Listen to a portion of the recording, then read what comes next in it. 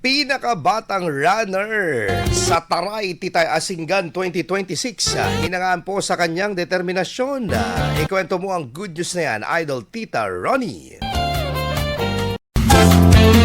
Pinusuan ng netizens ang 6 na taong gulang na si Anton Ventura mula sa bayan ng Santo Tomas sa Kanyang Determinasyon bilang pinakabatang kalahok mula sa 850 runners sa isinagawang Taray, Asingan 2026 na bahagi ng Kangkanan Festival. Sa kabila ng kanyang murang edad, matagumpay siyang nakipagsabayan at natapos ang 3-kilometer run sa loob ng mahigit 20 minuto.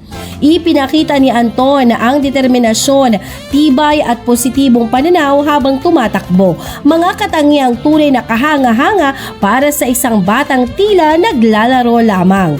Lalong naging kapansin-pansin ang kanyang pagsali dahil sa like father like son na tandem nila ng kanyang amang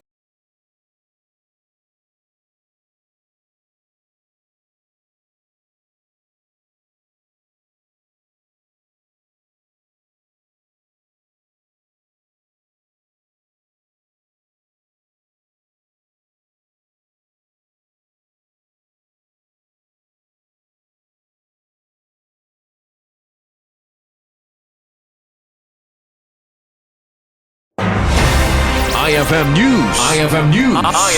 IFM News.